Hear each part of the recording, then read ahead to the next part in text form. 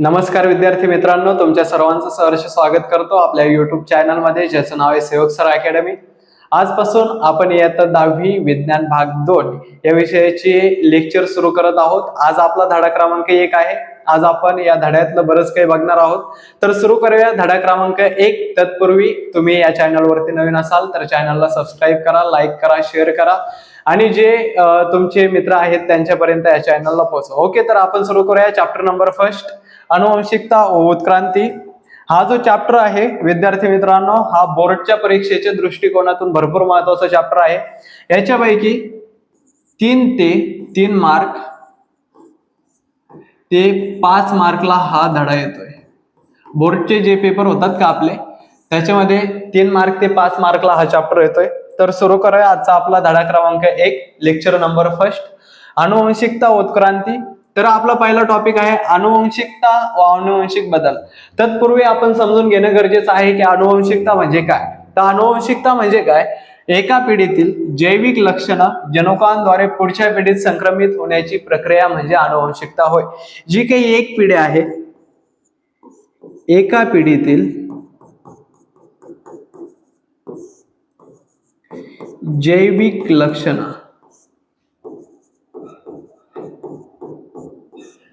पुढच्या पिढीत संक्रमित होणे,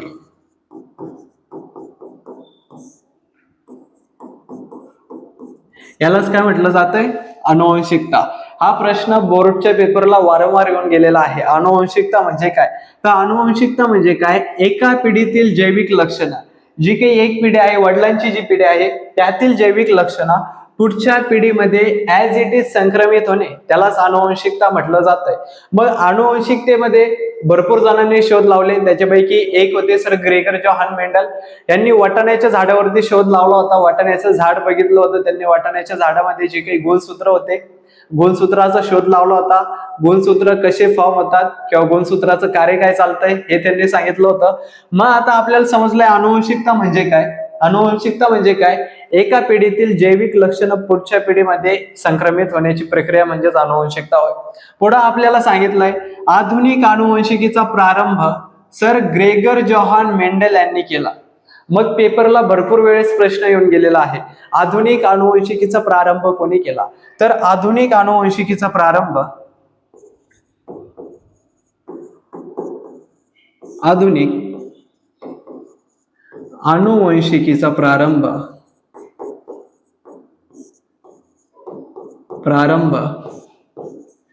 ग्रेगर जोहान मेंडल यांनी केला। प्रत्येक वर्षी पेपर विचारला जातोय आणि ग्रेगर जोहान मेंडल हे काय आपल्यासाठी नवीन नाव नाही, हे इयत्ता 9वी मध्ये आपण शिकलेलो आहोत। इयत्ता 9वी मध्ये स्पेशल धडा होता गुणसूत्रासाठीचा, त्याच्यामध्ये ग्रेगर जोहान मेंडल यांच्याविषयी संपूर्ण माहिती दिलेली आहे। हे काही नवीन नाही, आपण शिकतोय म्हणून। तर आपलं याच्या आधी झालेलं आहे। तर क्वेश्चन मध्ये विचारलं, प्रश्नामध्ये आधुनिक अनुवंशिकीचा प्रारंभ कोणी केला, तर आधुनिक अनुवंशिकीचा प्रारंभ सर ग्रेगर जोहान मेंडल यांनी केलेला आहे।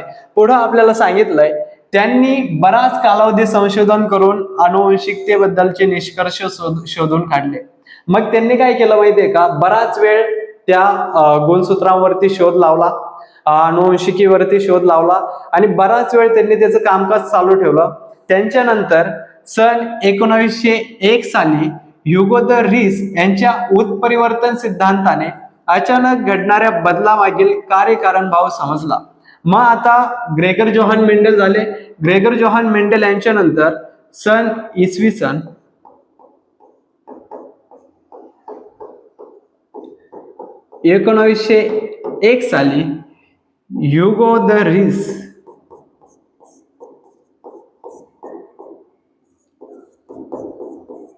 यांनी काय केलं, उत्परिवर्तन सिद्धांत मांडला। कोणता सिद्धांत मांडलाय, उत्परिवर्तन सिद्धांत मांडलाय। मग तत्पूर्वी तुम्हाला माहित पाहिजे उत्परिवर्तन म्हणजे काय, तर अनुवंशिकता म्हणजे माहित झालाय। अनुवंशिकता म्हणजे काय, सजीवांमधील अत्यंत सावकाश होणारा बदल म्हणजे उत्क्रांती असते। ओके, तर अनुवंशिकता म्हणजे काय, अनुवंशिकता म्हणजे काय, एका पिढीतील जैविक लक्षणं जनुकांद्वारे पुढच्या पिढीत मध्ये संक्रमित होतात। एक जी पिढी आहे, एक पिढी म्हणजे वडिलांची पिढी, त्यातील जैविक लक्षणं पुढच्या पिढीमध्ये म्हणजे मुलांच्या पिढीमध्ये संक्रमित होतात, याला अनुवंशिकता म्हटलं जात आहे. मग त्याच्याच उलट उत्परिवर्तन मध्ये आहे. उत्परिवर्तन म्हणजे काय, तर आता जे काही एका पिढीतील जैविक लक्षणं दुसऱ्या पिढीमध्ये जात होते, उत्परिवर्तन मध्ये एका पिढीतील जैविक लक्षणं दुसऱ्या पिढीमध्ये जात नाही.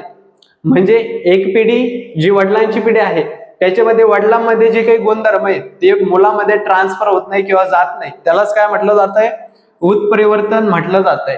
त्याची उदाहरणं भरपूर आहेत. तुम्ही जर बघितलं तुमच्या आजूबाजूला भरपूर आई वडील असे आहेत जे की छोटे आहेत आणि त्यांची मुलं अचानक उंच झालेले दिसते, त्यांची हाईट जादा झालेली दिसत असेल तुम्हाला, बरोबर आहे. मग त्याचं कारण असं आहे कारण की ते उत्परिवर्तन झालेलं आहे. उत्परिवर्तन म्हणजे काय, याच्यानंतरचा टॉपिक आहे पुढचं, त्याच्यामध्ये बघणार आहे उत्परिवर्तन म्हणजे काय. तत्पूर्वी हे तुम्हाला समजलं असेलच, परत एकदा समजून सांगतोय. अनुवंशिकता म्हणजे काय, अनुवंशिकता म्हणजे काय, एका पिढीतील जैविक लक्षणं जनुकांद्वारे पुढच्या पिढीमध्ये संक्रमित होतात. एका पिढीतील म्हणजे काय, वडिलांच्या पिढीमधील जैविक लक्षणं मुलांच्या पिढीमध्ये जातात, त्याला अनुवंशिकता म्हटलं जातंय. आणि अनुवंशिकतेनंतर मेन टॉपिक आपला होता की आधुनिक अनुवंशिकीचा प्रारंभ कोणी केला. आता अनुवंशिकता समजलंय, पण अनुवंशिकता ही जी काही संकल्पना आहे मांडली कोणी, तर अनुवंशिकता संकल्पना सर ग्रेगर जोहान मेंडल यांनी मांडलेले आहे. इयत्ता 9वीच्या पुस्तकामध्ये दिलेलं आहे, ते तुम्ही वाचू शकताय, तुमचं याच्या आधी झालेच असेल. ओके. त्याच्यानंतर इसवी सन 1901 मध्ये ह्युगो हिस नावाचा वैज्ञानिक आलाय आणि त्याने उत्परिवर्तन सिद्धांत मांडलेला आहे. काय मांडलाय, उत्परिवर्तन सिद्धांत मांडलाय. त्याच्यानंतर आपल्याला सांगितलं की याच्यानंतर 1902 साली वॉल्टर सटन यांनी नाकतोडेच्या पेशीमध्ये गुणसूत्रे जोडांच्या स्वरूपात पाहिले. मग हे झाल्यानंतर यांच्यानंतर कोण आलंय, वॉल्टर सटन. आता हे जे वॉल्टर सटन आहेत का, यांनी काय केलं, गुणसूत्र नाकतोडेच्या बॉडीमध्ये बघितली. मग कशी बघितली त्याच्यावरती एकदा प्रकाश टाका. ओके. हा, यातूनच 1902 साली सन 1902 मध्ये वॉल्टर सटन याने काय केलं, गुणसूत्र बघितली. गुणसूत्र कोणाच्या बॉडीमध्ये बघितली, कोणाच्या शरीरामध्ये, नाकतोड्याच्या शरीरामध्ये बघितले. परत एकदा सांगतोय, 1902 साली वॉल्टर सटन गुणसूत्रे बघितली, कोणाच्या शरीरामध्ये बघितली, नाकतोड्याच्या शरीरामध्ये बघितली. आणि किती गुणसूत्रे बघितली बरं त्याने टोटल 46 गुणसूत्रे बघितली. किती गुणसूत्रे बघितली, टोटल 46. मग आता ह्या 46 गुणसूत्र्याच्या त्यांनी जोड्या तयार केल्या. टोटल गुणसूत्रे 23 जोड्यामध्ये प्रेझेंट आहेत. किती जोड्यामध्ये आहेत, 23 जोड्यामध्ये. 46 गुणसूत्र आहेत 23 जोड्यामध्ये. गुणसूत्रांचा शोध कोणी लावला, वॉल्टर सटन यांनी लावला, 1902 साली लावला. आणि ते पण नाकतोड्याच्या शरीरामध्ये बघितलं त्यांनी गुणसूत्र कसे असतात, त्याच्यानंतर हा शोध लावला. तोपर्यंत कोणालाही हे माहीत नव्हते. 1902 सालापर्यंत गुणसूत्रे हे कोणालाही माहीत नव्हतं की गुणसूत्रे कशी असतात किंवा गुणसूत्र कशाला म्हटलं जातंय. पण वॉल्टर सटन यांनी ही संकल्पना मांडली आणि नाकतोड्याच्या शरीरामध्ये गुणसूत्रे बघितली. त्याच्यानंतर 1902 सालानंतर वॉल्टर सटन यांना गुणसूत्राचा संप्रेरक म्हटलेला आहे. ओके. वॉल्टर सटन यांनी गुणसूत्राचा शोध लावलेला आहे सोप्या भाषेत. त्याच्यानंतर सांगितलंय आपलं जे काही जनुकांचं वहन आहे ते गुणसूत्रामार्फत होतंय. आता जनुक म्हणजे काय, बरेच जण सेमी इंग्लिशचे असतात. जनुक म्हणजे जीन्स म्हटलं जातंय जनुकाला, आणि जनुकांचं वहन गुणसूत्रामार्फत होतंय. कशामार्फत होतंय, गुणसूत्रामार्फत जनुकांचे वहन होतात. ओके. पुढे आपल्याला सांगितलंय जनुकांचे वहन गुणसूत्रामार्फत होते. हे सिद्ध झाल्यामुळे अनुवंशिक सामग्री ओळखण्याच्या दिशेने संशोधन सुरू झाले. मग आता सगळ्यांना कळलं की जनुकांचं जे वहन आहे ते गुणसूत्रामार्फत होतंय. मग लोकांनी अजून शोध करण्यासाठी सुरुवात केली. याच्याच नंतर 1944 साली ओल्सवर्ड एव्हरी, मॅकलिन मॅककार्थी आणि कॉलिन मॅकलाइड या तिघांच्या जोडीने, कोण ओल्सवर्ड एव्हरी, मॅकलिन मॅककार्थी आणि कॉलिन मॅकलाइड या तिघांच्या जोडीने विषाणू वगळता म्हणजे त्या जोडीमध्ये त्या तिघांनी विषाणू नाही घेतले, विषाणू सोडून सगळे जे सजीव आहेत, सजीव म्हणजे जे श्वास घेऊ शकतात, ज्यांची वाढ होऊ शकते, सजीवामध्ये डीएनए हीच अनुवंशिक सामग्री असते हे सिद्ध केले. मग झालं काय, वॉल्टर सटन आला. वॉल्टर सटनने सांगितलं गुणसूत्रे जे आहेत बाबा नागतोडेच्या शरीरामध्ये मी बघितली, किती बघितली, 23 जोड्यामध्ये बघितली, आणि टोटल किती होते गुणसूत्र, 46. त्याच्यानंतर 3 जण आले, ओसवाल्ड एव्हरी, मॅकलिन मॅककार्थी आणि कॉलिन मॅकलॉइड. 1944 साली त्रयी म्हटले तिघ. त्रयी म्हणजे किती जण, तिघ.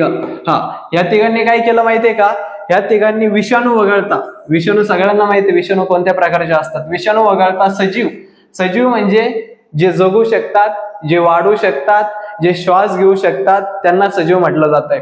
सजीवामध्ये डीएनए हीच अनुवंशिक सामग्री असते सिद्ध केले. मग डीएनए म्हणजे काय, आपलं जे काही जनुक आहेत, ओके, डीएनए म्हणजे काय, आपले जे काही जनुक आहेत त्यांना डीएनएच्या फॉर्म मध्ये पुट केलं जातं. म्हणजे डीएनएच्या याच्यामध्ये सांगितलं जातं, जनुक म्हणजे डीएनए असतात, डीएनए आपले पेशीमध्ये असतात, पेशीमध्ये केंद्रक असतो आणि त्या केंद्रकामध्ये आपल्याला गुणसूत्रे बघायला भेटतात. ओके, सगळ्याला समजलंच असेल. परत एकदा सांगतोय शेवटचं, अनुवंशिकता म्हणजे काय, एका पिढीतील जैविक लक्षणं जनुकांद्वारे पुढच्या पिढीत संक्रमित होतात, त्याला अनुवंशिकता म्हटलं जातंय. त्याच्यानंतर आधुनिक अनुवंशिकेचा प्रारंभ ग्रेगर जोहान मेंडेल. त्याच्यानंतर त्यांनी बराच वेळ संशोधन केलं. त्याच्यानंतर ह्युगो द रेस नावाचा सायंटिस्ट आला, त्यांनी उत्परिवर्तन सिद्धांत मांडला. उत्परिवर्तन सिद्धांत म्हणजे काय, अचानक जनुकामध्ये सुद्धा किंवा वडिलांचा गुणधर्म वेगळा किंवा मुलाचा गुणधर्म वेगळा याच्यामध्ये बदल दिसून येतात, त्याला उत्परिवर्तन म्हटलं जातंय. त्याच्यानंतर तोपर्यंत कुणालाच माहित नव्हतं उत्परिवर्तन म्हणजे काय, उत्परिवर्तन म्हणजे काय तोपर्यंत माहित नव्हतं. त्याच्यानंतर आपल्याला सांगितलं 1902 साली वॉल्टर सटन आला, त्याने नागतोडेच्या पेशीमध्ये गुणसूत्र पाहिले, तेथपर्यंत पण कोणाला माहित नव्हतं. त्याच्यानंतर गुणसूत्र जे जनुकांमार्फत जातात ते पण कोणाला माहित नव्हतं. त्याच्यानंतर 3 जण आले 1944 साली, ओसवाल्ड एव्हरी, मॅकलिन मॅककार्थी, कॉलिन मॅकलॉइड. ह्या तिघांनी विषाणू सोडून सगळे जे काही सजीव आहेत त्यांच्यामध्ये जनुकांचं वहन डीएनएच्या द्वारे होतं हे असं सांगितलं. ओके, चला पुढे जाऊया. त्याच्यानंतर 1961 साली फ्रान्समधील फ्रँकोइस जोकब, आता 1961 साली फ्रँकोइस जोकब, जॅक मोनार्ड यांनी वैज्ञानिकांनी जैवाणूंच्या पेशी डीएनए द्वारे होणाऱ्या प्रथिन संश्लेषणाच्या प्रक्रियेची प्रतिकृती तयार केली. तर 1961 साली फ्रँकोइस जोकब आणि जॅक मोनार्ड यांनी काय केलं, प्रथिने जे काही संश्लेषित होतात त्यांची प्रतिकृती तयार केली. ओके, हे काही एवढं महत्वाचं नाही कारण की पेपरला विचारलं जात नाही. ओके, त्यातूनच पुढे सांगितलंय, त्यातूनच जनुक अभियांत्रिकीच्या दृष्टीने अफाट क्षमता असलेले पुनःसंयोजी डीएनए तंत्र विकसित झाले. एवढं येऊ शकतंय भाऊ, डीएनए तंत्र कुणामुळे विकसित झालं, तर डीएनए तंत्र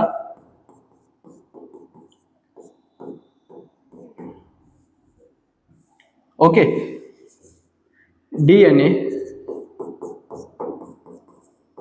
डीएनए तंत्र कुणामुळं, फ्रँकोइस जेकब आणि जॅक मोनार्ड यांच्यामुळे विकसित झालं. आता जर एखादं तंत्र येतंय, एखादं तंत्र जर विकसित होत आहे तर त्याचा काही ना काही फायदा पाहिजे. जर फायदा नाही आपल्याला त्याच्यात तर त्याचा बनवून काही उपयोग होणारच नाही. तर मग डीएनए जे तंत्र आहे फ्रँकोइस जोकब आणि जॅक मोनार्ड यांनी तयार केलेलं, त्याचा काही ना काही तर फायदा आहे. तर फायदा आपल्याला सांगितलाय खाली, अनुवांशिक विकृतींचे निदान करण्यासाठी. जर तुम्ही बघितलं मुलामध्ये भरपूर कमतरता असतात, भरपूर निर्जीव असल्यासारखे वागतात मुलं. फॉर एक्झाम्पल जर उन्हात गेलं तर त्यांची स्किन लाल होती बघा, एकदम त्यांची स्किन लाल होते. त्याच्यानंतर स्किनला आग सहन करावं लागते. त्याच्यानंतर अंगावरती कोडवाणी काहीतरी डाग असतात बघा, ते सगळं उत्परिवर्तनामुळे होतं. जे उत्परिवर्तन होतं का त्याच्यामुळं हे सगळे आपल्याला आजार दिसून येतात.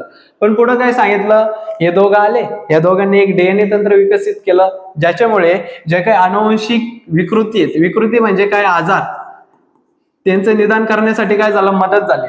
पुढे सांगितलंय त्यांना प्रतिबंध करण्यासाठी, त्यांच्यावरती उपचार करण्यासाठी, तसेच प्राणी संकर व वनस्पती संकर करण्यासाठी आणि सूक्ष्मजीवांचा जे ते वापर होतो अशा औद्योगिक प्रक्रियांसाठी आज अनुवंशिकीचा उपयोग केला जातो. तर याचा फायदा आहे की जे काही विकृती आहेत त्यांचं निदान करण्यासाठी, निदान म्हणजे ते काय आजार झालेला आहे ते बघण्यासाठी, त्याच्यानंतर त्यांना प्रतिबंध करण्यासाठी, त्यांच्यावरती उपचार करण्यासाठी, या सर्वांसाठी हे आपलं DNA तंत्र म्हणजेच अनुवंशिकीचा उपयोग केला जातो. तर सगळ्याला समजलंच असेल. ओके, पुढे जाऊयात आपण. पुढे आहे प्रतिलेखन. प्रतिलेखन म्हणजे काय आपल्याला बघायचं आहे. भाषांतरण, प्रतिलेखन, स्थानांतरण.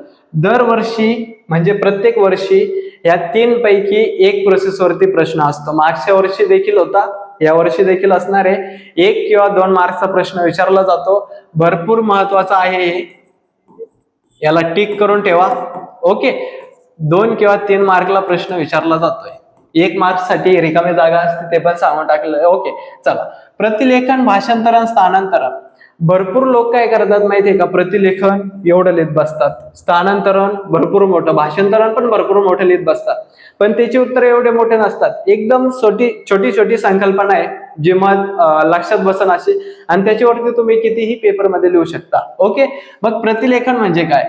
प्रतिलेखन म्हणजे पॅरेग्राफ मध्ये दिलेलं पण एकदम सोप्या भाषेत सांगतो. DNA पासून RNA तयार करण्याच्या प्रक्रियेला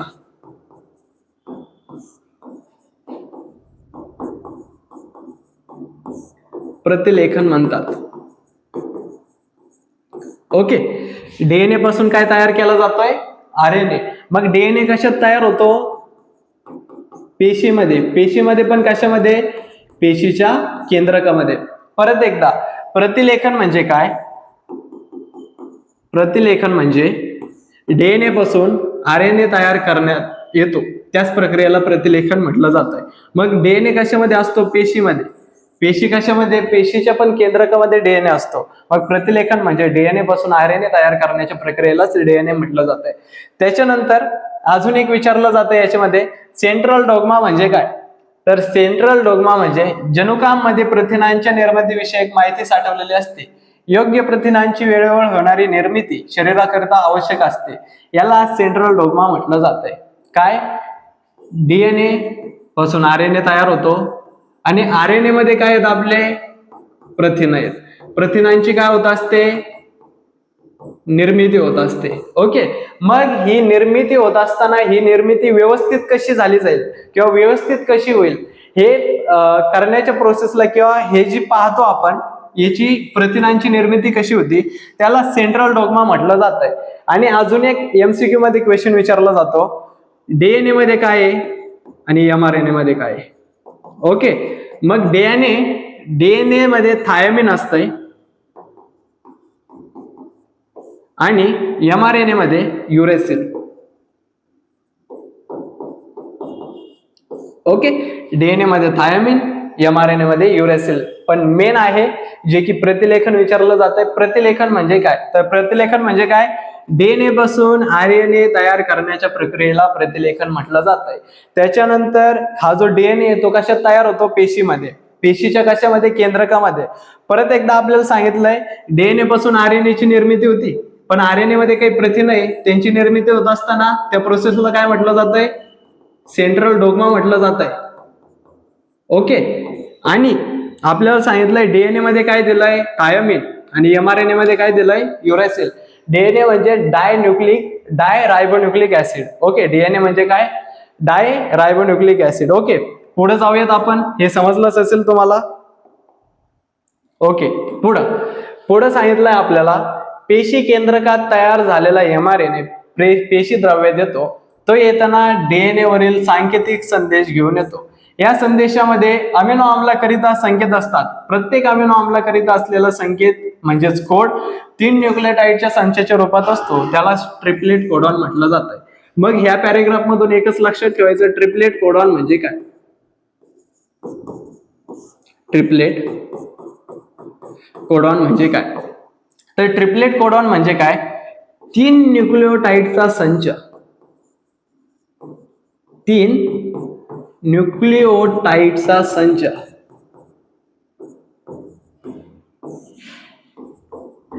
यालाच काय म्हटलं जात आहे? Triplet codon. या पॅरेग्राफ मधून एवढंच विचारलं जात आहे. ट्रिपलेट कोडॉन म्हणजे काय? 3 न्यूक्लिओटाइडचा संच. विचारलं तर विचारलं जाऊ शकतंय किंवा ते पण विचारलं जात नाही सहजासहजी. ओके, तर पेशी काय अंतर्गत mRNA एवढं लक्षात ठेवा मुलांनो. DNA, याच्यामध्ये RNA, याच्यामध्ये mRNA, याच्यामध्ये tRNA. ओके, एवढंच लक्षात ठेवायचं. DNA म्हणजे काय? डाय रायबोन्यूक्लिक ऍसिड. त्याच्यानंतर RNA म्हणजे काय? रायबोन्यूक्लिक ऍसिड. त्याच्यानंतर mRNA म्हणजे काय? Messenger ribonucleic acid. त्याच्यानंतर tRNA म्हणजे काय?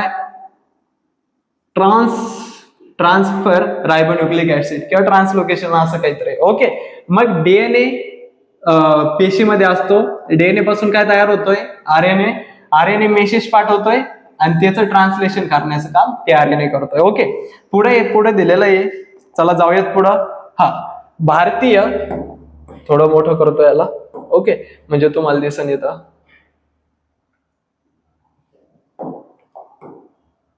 ओके, चला, भारतीय वंशाच्या डॉक्टर हरगोविंद खुराना यांनी 20 अमिनो आम्लाकरिता असलेले कोडॉन शोधण्याच्या कामात महत्वाची भूमिका बजावली.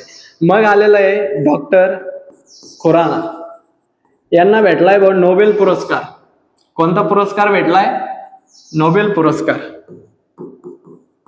हरगोविंद खुराना यांना नोबेल पुरस्कार भेटलाय. कशा करता भेटलाय भाऊ? 20 अमिनो आम्लाकरिता. किती अमिनो आम्लाकरिता?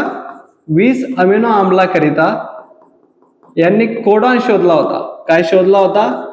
कोडॉन शोधला होता. त्याच्यासाठी यांना काय भेटलंय? नोबेल पुरस्कार. मग हा पण प्रश्न येऊ शकतो, डॉक्टर खुराना यांना कोणता पुरस्कार भेटलाय? नोबेल पुरस्कार. कशासाठी? 20 अमिनो आम्लाचा कोडॉन शोधला होता त्यांनी, त्याच्यासाठी. ओके, त्याच्यानंतर पुढे सांगितलंय आपल्याला की यासाठी त्यांना 1968 साल पण विचारलं जाऊ शकतंय.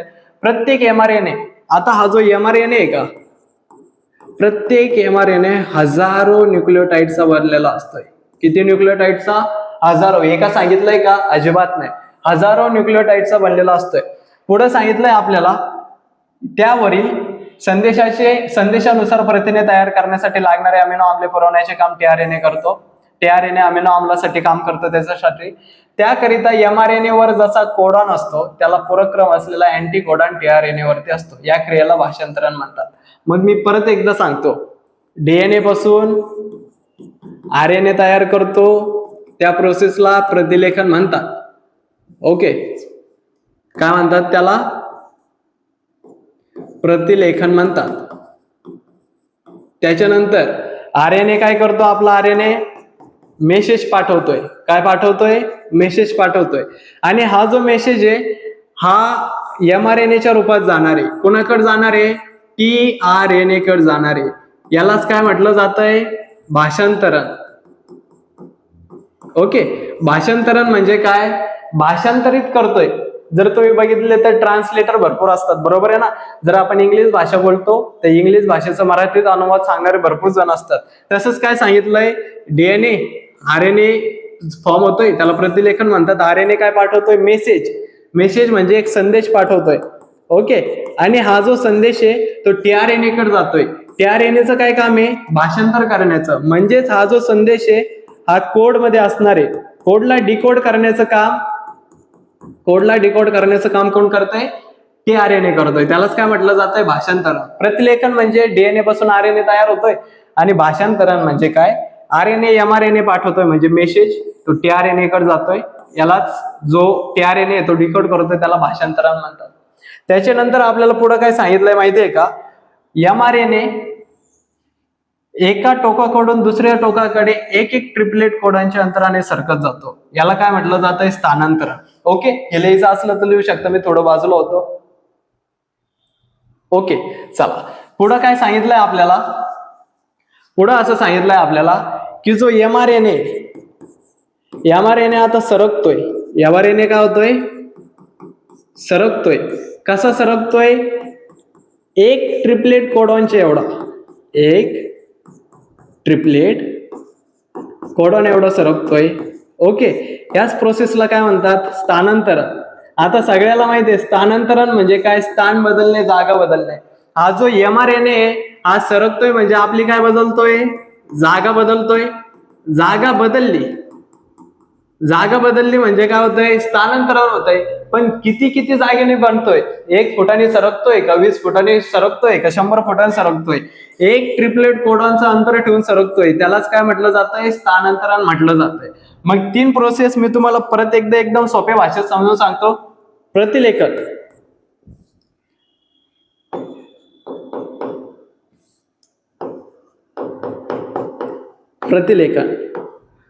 प्रतिलेखन म्हणजे डीएनए पासून आरएनए तयार होतो. ओके. त्याच्यानंतर आहे भाषांतरण. भाषांतरणामध्ये काय आहे, आरएनए mRNA पाठवतोय tRNA कडे. हा एक संदेश आहे जो की कोड मध्ये आहे आणि याला डिकोड करण्याचं काम कोण करतंय, tRNA. ट्रान्सलेशन आरएनए म्हणतात त्याला, यालाच म्हणतात भाषांतर करणे. ट्रान्सलेशन करणे म्हणजे काय, भाषांतर करणे, म्हणून याला भाषांतरण नाव दिलंय. त्याच्यानंतर आहे स्थानांतरण. स्थानांतरण म्हणजे काय, mRNA जागा बदलतोय त्याची, एक ट्रिपलेट कोडॉन एवढी जागा बदलतोय तो, आहे का नाही, म्हणजे सरकतोय. यालाच काय म्हटलं जातंय, स्थानांतरण. विद्यार्थी मित्रांनो, या 3 प्रोसेस भरपूर महत्वाच्या आहे. एकदम शॉर्ट मध्ये सांगतोय. प्रतिलेखन म्हणजे डीएनए पासून आरएनए तयार होतोय. भाषांतरण म्हणजे आरएनए मेसेज पाठवतोय जो की कोड आहे, त्याला डिकोड करण्याचं काम tRNA करतोय, म्हणजे भाषांतर करतोय, म्हणून भाषांतरण प्रोसेस दिलाय. स्थानांतरण म्हणजे काय, हा सरकतोय, त्याची जागा बदलतोय. पण जागा कशी बदलणार आहे, एक ट्रिपलेट कोडॉनच्या फॉर्मनुसार त्याची जागा काय होणार आहे, बदलली जाणार आहे. ओके. त्याच्यानंतर आजच्या लेक्चरचा शेवटचा टॉपिक, उत्परिवर्तन. ओके. तर उत्परिवर्तन म्हणजे काय हे बघायचं आपल्याला. ओके. सजीवांमधील जनुकामुळेच ते त्यांच्यासारखे सजीव निर्माण करतात. आता सजीवामध्ये जनुक आहे म्हणजे माणूसच माणसासारखा तयार होऊ शकतो का, एखादा माकड आहे त्याला माणसासारखं पिल्लू होऊ शकतंय का, शक्य आहे का हे, तर अजिबात शक्य नाही. ओके. तर सजीवासारखा सजीव तयार करू शकतोय, म्हणजे माणूस माणसासारखा मुलगा तयार करू शकतोय. त्याच्यानंतर काही जनुके जशीच्या तशी पुढच्या पिढीमध्ये संक्रमित केली जातात. जे काही जनुक आहे म्हणजे आई वडिलांचे जे गुणधर्म आहे ते मुलामध्ये ट्रान्सफर केले जातात. पण आई वडिलांचे काही गुणधर्म त्यांच्या अपत्यात येतात. परंतु आलं म्हणजे प्रश्नचिन्ह, जरा व्याकरणात्मक घ्यायचं. ओके. परंतु म्हणजे पण काही वेळा या जनुकामध्ये अचानक बदल होतो. कशामध्ये बदल होतो सांगितलंय, जनुकामध्ये अचानक बदल होतो. अचानक बदल होतो म्हणजे काय होतंय, उत्परिवर्तन होतंय. ओके. काय होतंय, उत्परिवर्तन होतंय. पुढे सांगितलंय जनुकातील एखादे न्यूक्लियोटाइड. मग आता आपण स्थानांतरण बघितलं, सेम टू सेम प्रोसेस आहे. न्यूक्लियोटाइड काय होतंय, इथं सरकतंय. काय होतंय, सरकतंय. अचानक आपली जागा बदलतंय, त्याच्यामुळे काय होतंय, लहानसा बदल घडून येतो. त्यालाच काय म्हटलं जातंय, उत्परिवर्तन. उत्परिवर्तन म्हणजे काय, न्यूक्लियोटाइड त्याची जागा बदलतंय किंवा सरकतंय लिहिलं तरी पण चालतंय, त्यालाच काय म्हटलं जातंय, उत्परिवर्तन. इंग्लिशमध्ये म्युटेशन. या म्युटेशनमुळे एक आजार होतो विद्यार्थी मित्रांनो. तो आजार आहे उत्परिवर्तन, कधी किरकोळ तर कधी लक्षणे असते. उत्परिवर्तनामुळे सिकल सेल ॲनिमिया सारख्या जनुकीय विकृतीही निर्माण होतात. कशासारख्या, सिकल सेल ॲनिमिया हा एक प्रकारचा आजार आहे. सिकल सेल ॲनिमिया हा काय एक प्रकारचा आजार आहे. ओके. तर समजलंच असेल. जर कोणाला नाही कळलं तर परत एकदा सांगतो. ओके. धडा क्रमांक पहिला होता अनुवंशिकता उत्क्रांती, जो की बोर्डच्या पेपरला 3 ते 5 मार्क येतोय. अनुवंशिकता शिकलो. अनुवंशिकता म्हणजे काय, एका पिढीतील जैविक लक्षण दुसऱ्या पिढीमध्ये संक्रमित होतात. त्याच्यानंतर त्याच्यामध्ये आपण ग्रेगर जोहान मेंडल बघितला, आधुनिक अनुवंशिकेचा त्यांनी प्रारंभ केला. अजून 2-3 जण होते, ते काही एवढे महत्वाचे नाही, तरी पण वाचून जा. ओके. पुढे आपल्याला सांगितलंय 2 जण होते, त्यांनी काय डीएनए तंत्राचा वापर केला होता. ओके, त्याचे फायदे पण दिलेले आहेत मी. त्याच्यानंतर प्रतिलेखन म्हणजे काय, स्थानांतरण म्हणजे काय, भाषांतरण म्हणजे काय, एकदम सोप्या याच्यात लिहून दिलेलं आहे. प्रतिलेखन म्हणजे काय, डीएनए पासून आरएनए तयार होतो. भाषांतरण म्हणजे काय, आरएनए एक मेसेज पाठवतोय म्हणजे संदेश, जो की कोड आहे. फोन उघडण्यासाठी कोड येतो का, तसा कोड आहे. ओके, एमआरएनए टीआरएनए कडे जातोय, जो डिकोड करतोय म्हणजे उघडतोय, त्याला ट्रान्सलेशन आरएनए म्हटलं जातंय म्हणजे भाषांतरण करतोय तो. स्थानांतरण म्हणजे काय, एमआरएनए एक ट्रिपलेट कोडॉनचं अंतर एवढं सरकतोय म्हणून त्याला स्थानांतरण म्हटलं जातंय. त्याच्यानंतर आपलं उत्परिवर्तन. उत्परिवर्तन म्हणजे काय, एखादा न्यूक्लिओटाइड अचानक सरकतोय, आपली जागा बदलतोय, त्याच्यामुळे एकदम छोटासा बदल घडतोय, त्यालाच उत्परिवर्तन म्हटलं जातंय. ओके, आणि उत्परिवर्तनामुळे एक आजार होतोय जो की सिकल सेल ॲनिमिया. ओके, चला तर विद्यार्थी मित्रांनो, आजचं लेक्चर मी इथंच थांबवतोय. उद्या परत एकदा इयत्ता 10वी विज्ञान भाग 2 याचा जो काही धडा क्रमांक 1 हे आनुवंशिकता व उत्क्रांती याचं जे काही दुसरं लेक्चर आहे ते मी तुमच्यासोबत घेऊन येणार आहे, तुमच्या समोर घेऊन येणार आहे. जर तुम्हाला आजचा व्हिडिओ हा आवडला असेल तर नक्कीच चॅनलला सबस्क्राईब करा, लाईक करा, तुमच्या मित्रांपर्यंत पोहोचवा. आणि जर तुम्हाला असेच नवनवीन व्हिडिओ पाहिजे आहेत विज्ञान भाग 2चे किंवा विज्ञान भाग 1 किंवा 10वी गणित भाग 1, गणित भाग 2 किंवा 11वी 12वीचे तुमचे जे काही भाऊ बहीण असतील त्यांच्यासाठी, तर आत्ताच सेवक मंडलिक सर या चॅनलला सबस्क्राईब करा आणि इतरांपर्यंत पोहोचवा. धन्यवाद.